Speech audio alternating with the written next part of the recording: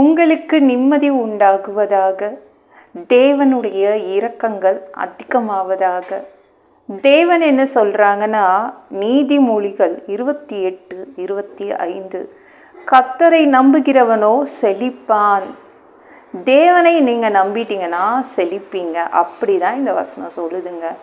நம்ம இந்த உலகத்தினர், இந்த உலகத்தில் உள்ளவங்க எல்லாருமே இல்லை, பணம் இருந்தால் என்ன பண்ணுவாங்க, தங்க நகைகளை வாங்கி வச்சுப்பாங்க, நிறைய சொத்துக்களை வாங்கி வைப்பாங்க. ஏன்னா மதிப்பு ஏறும், இதெல்லாம் மதிப்பு ஏறும் அப்படின்னு எல்லாரும் வாங்கி வைப்பாங்க. ஆனால் இந்த வசனம் என்னங்க சொல்லுது, தேவனை நம்புனா நீங்கள் செழிப்பீங்க அப்படின்னு இந்த வசனம் சொல்லுது. காஞ்சு போக மாட்டீங்க, வறண்டு போக மாட்டீங்க. எப்படி பத்திரமா நகையையும் உங்களுடைய சொத்துக்களின் பத்திரங்களையும் கரெக்டாக பீரோவில் வச்சுருவீங்கள, ஏன்னா அது ரொம்ப முக்கியம்னு. அதே மாதிரி தான் நீங்கள் தேவனை எடுத்து உங்கள் மனதில் நீங்கள் வச்சு பாருங்களேன், செழிப்பீங்க. ரொம்ப பத்திரமா மனசுக்குள்ளே தேவனை வைக்கணும். அப்படி வச்சிங்கன்னா நல்ல செழிப்பு இருக்கும். அவரை அலட்சியம் பண்ணினால் செழிக்க மாட்டீங்க. அவரை எவ்வளோக்கு எவ்வளோ பத்திரமா வச்சுருக்கீங்களோ அந்த அளவுக்கு கர்த்தரை நம்புகிற பிள்ளைங்களுக்கு செழிப்பு இருக்கும். எண்ணம், உங்கள் எண்ணங்கள், உங்கள் சிந்தை எல்லாமே யார் இருக்கணும், இயேசு இருக்கணும். அப்படி இருந்தனா நல்ல செழிப்பு இருக்கும், நல்ல முன்னேற்றம் இருக்கும், உயர்வீங்க. யார் யாருக்கோ உண்மையாக இருக்கிறீங்க, யார் யாருக்கோ உங்கள் விசுவாசத்தை காட்டுறீங்க, நாணயமாக நடந்துக்கிறீங்க. ஏன் நம்ம படைத்த தேவனுக்கு முன்பாக உண்மையாக நடந்து பாருங்களேன், அவர் உங்களை உயர்த்துவார். அவரை நீங்கள் நம்புங்க, சரிங்களா? அவர் உங்களை செழிப்பாக வச்சுப்பார், சரிங்களாங்க? அவர் அவரை நம்பிட்டோன்னு தெரிஞ்சிட்டேன்னா அவ்வளோதான், உயர்த்திடுவார். அவருக்கு அடுத்த விஷயங்கள் எல்லாமே நீங்கள் கவனம் செலுத்தணும், ஜெபிக்கணும். ஜெபம் என்றால் கசப்பு கிடையாது, பேசுறது அவ்வளோதான். அவர் பார்க்க முடியாது, பேசலாம், உணரலாம். நீங்கள் சாதாரணமாக பேசுங்க, முட்டி போட்டு தான் ஜெபம் பண்ணணும் அப்படிலாம் கிடையாது. பாவத்தை மன்னிப்பு கேட்டுட்டு பேசுங்க. ஜெபம் என்பது பேசுவது தான். அதிகாலையிலே இருந்து ஜெபம் பண்ணுங்க. நீங்கள் ஜெபித்தால் எல்லாமே உங்களுக்கு பதில் வரும். உபவாசித்து ஜெபம் பண்ணுங்க. உங்களுக்கு பதிலே வராத ஜெபத்துக்கெல்லாம் பதில் வந்துடும்.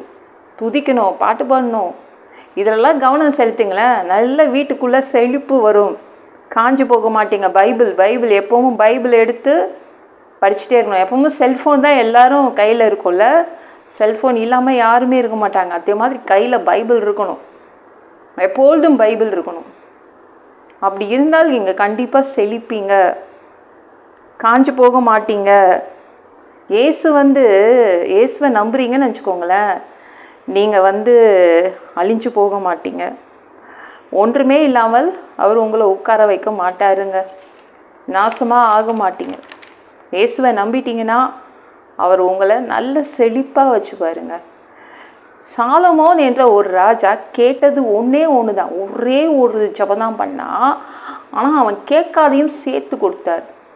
என்னங்க இது, நம்ம கேட்டுகிட்டே இருக்கோம், அதையே கொடுக்க மாட்டேங்கிறாரு. இந்த ராஜா ஒன்றே ஒன்று கேட்டார், அந்த ராஜாவுக்கு சேர்த்து இன்னொன்று கொடுத்தாரா?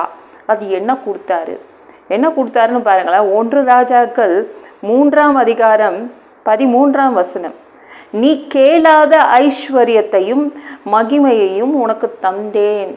ஐஸ்வர்யம்னா என்னன்னு தெரியும்ல, அதிக பணத்தை கொடுத்தாரு. அந்த ராஜா ஒன்றும் ஏழை கிடையாது, அவங்க அப்பா எக்கச்சக்கமாக சேர்த்து வச்சுருந்தார் பணம்.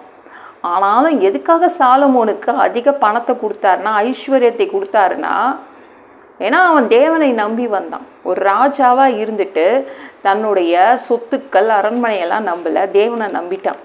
அதனால தேவனுக்கு ரொம்ப சந்தோஷம், பயங்கரமாக அவனுக்கு ஐஸ்வர்யத்தை கொடுத்துட்டார், பணத்தை அள்ளி கொடுத்துட்டார்.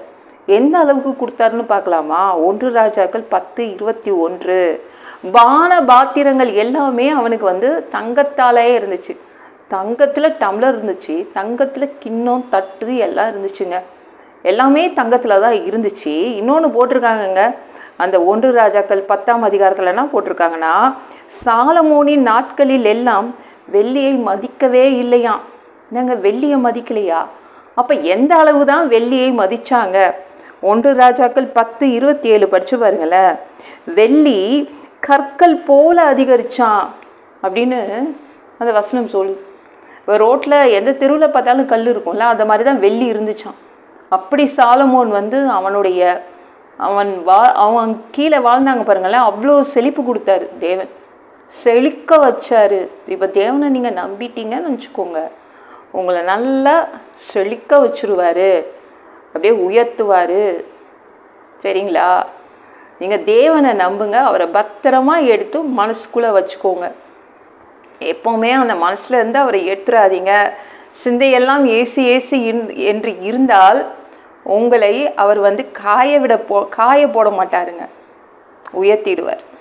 செழிப்பு வீட்டுக்குள்ளே வந்துடும், கடன் இருக்காது, ஓகேவா? வறுமை இருக்காது, தரித்திரம் இருக்காது. இந்த வீடியோ பிடிச்சிருந்துச்சுன்னா மற்றவங்களுக்கும் ஷேர் பண்ண மறக்காதீங்க. கர்த்தர் உங்களை ஆசீர்வதிப்பாராக. ஜெபம் பண்ணலாமா?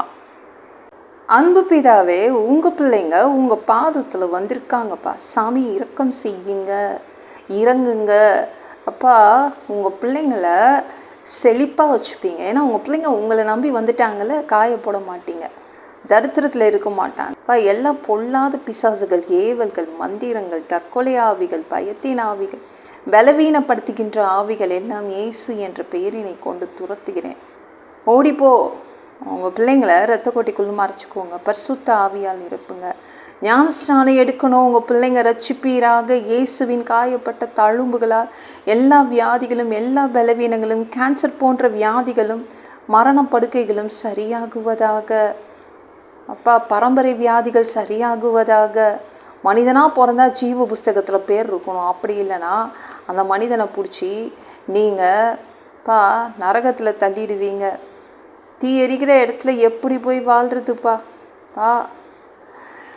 நாங்கள் பரலோகத்துக்கு வரதுக்கு தான் ஆசைப்படுறோம். அடித்து உதச்சி திருத்தி எங்களை பரலோகத்துக்கு அனுப்பிடுங்க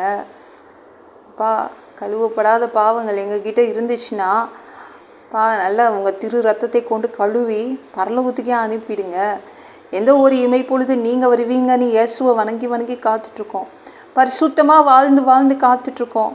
அந்த ஒரு இமை பொழுதில் உங்களுக்கு ஒப்பான உடம்பு எங்களுக்கு கொடுக்கப்படும், அதை பெற்றுக்கொண்டு மதியவானத்தில் உங்களை சந்திக்க வருவோம். அந்த தருணத்தை இழந்துடக்கூடாதுப்பா. சாமி உமக்கு நன்றி அப்பா. ஒரு மனிதனால் பரிசுத்தமாக வாழ்கிறது கூடாத விஷயம், அதற்கும் உங்கள் உதவி கேட்டு தான் வந்து நிற்கிறோமாப்பா. 7 வருடம் அந்த கிறிஸ்து ஆட்சியில் விட்டுட்டு போயிடாதீங்க, பிசாசு நடத்தும் ஆட்சியில் விட்டுட்டு போயிடாதீங்கப்பா. நன்றி ராஜா. சாமி, நீங்கள் 3வது தடவை கூட இந்த பூமியின் சொந்தக்காரராக, ஓனராக வருவீங்க அப்பா. வந்து 1000 வருடம் இந்த பூமியை ஆட்சி செய்வீங்க. அந்த பொற்காலத்தை பார்க்க ஆசைப்படுறோம். எல்லாம் வச்சு ஒப்பு கொடுக்குறேன், ஏசி முழிச்சவங்க கிளம்பிதாவே. ஆமாம். நாளைக்கு பார்க்கலாம்.